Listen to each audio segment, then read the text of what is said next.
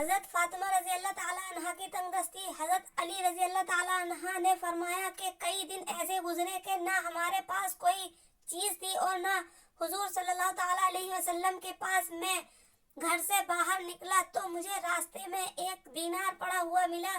تھوڑی دیر میں سوچتا رہا کہ اسے اٹھاؤں یا نہ اٹھاؤں، لیکن بلا خیر میں نے اسے اٹھا لیا، کیونکہ کئی دن کے فاقے کی وجہ سے ہم بڑی مشقت میں تھے۔ میں اسے لے کر ایک دکان پر گیا اور اس کا آٹا خرید کر حضرت فاطمہ رضی اللہ تعالیٰ عنہ کے پاس لایا اور میں نے کہا اسے گوندھ کر روٹی پکاؤ۔ چنانچہ وہ آٹا گوندھنے لے گئیں۔ بھوک کی وجہ سے ان کی کمزوری کا یہ حال تھا کہ ان کی پیشانی کے بال آٹے کے برتن سے ٹکرا رہے تھے۔ پھر انہوں نے روٹی پکائی۔ پھر میں نے حضور صلی اللہ تعالیٰ علیہ وسلم کی خدمت میں حاضر ہو کر سارا قصہ سنایا۔ آپ صلی اللہ تعالیٰ علیہ وسلم نے فرمایا تم اسے کھا لو، کیونکہ یہ وہ روزی ہے جو اللہ تعالیٰ نے تم کو غیبی خزانے سے عطا فرمائی ہے۔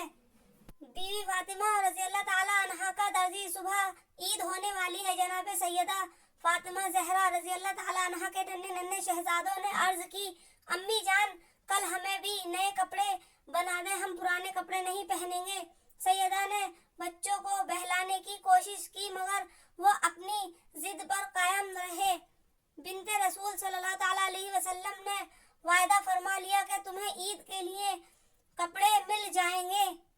پوری رات عبادت میں گزارنے والی سیدہ فاطمہ زہرا رضی اللہ تعالیٰ عنہ نے تہجد کے نفلوں کے بعد بارگاہ خداوندی میں ہاتھ اٹھا دیے اور عرض کیا الہی فاطمہ رضی اللہ تعالیٰ عنہ تیری کنیز ہے، اس کے وعدے کو پورا فرما۔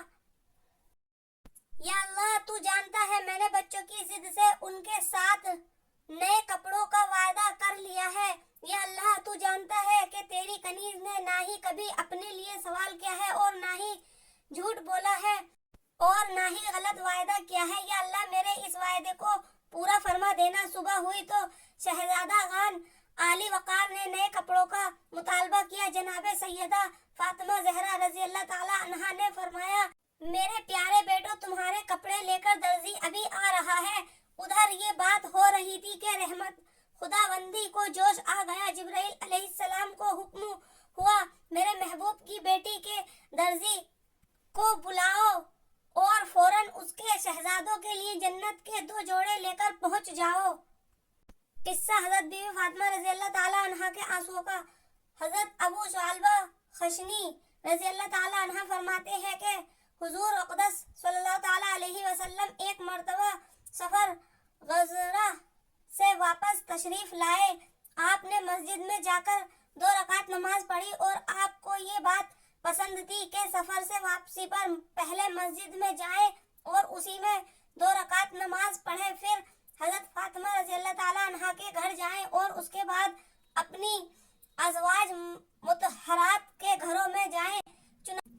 چنانچہ ایک مرتبہ سفر سے واپس تشریف لائے اور اپنی ازواج مطہرات کے گھروں سے پہلے حضرت فاطمہ رضی اللہ تعالیٰ عنہ کے گھر تشریف لے گئے تو حضرت فاطمہ رضی اللہ تعالیٰ عنہ نے اپنے گھر کے دروازے پر آپ کا استقبال کیا اور آپ کے چہرہ انوار اور آنکھوں کا بوسہ لینے لگی اور رونے لگی تو حضور صلی اللہ تعالیٰ علیہ وسلم نے استفسار فرمایا کیوں روتی ہو؟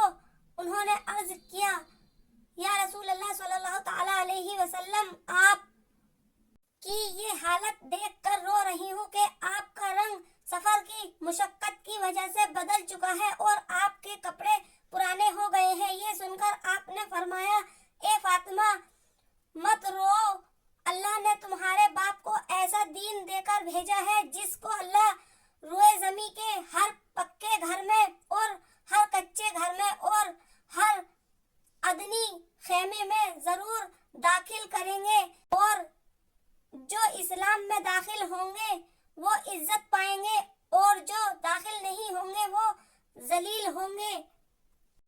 اور دنیا کے جتنے حصے میں رات پہنچتی ہے اتنے حصے میں یہ دین بھی پہنچے گا، یعنی ساری دنیا میں پہنچ کر رہے گا۔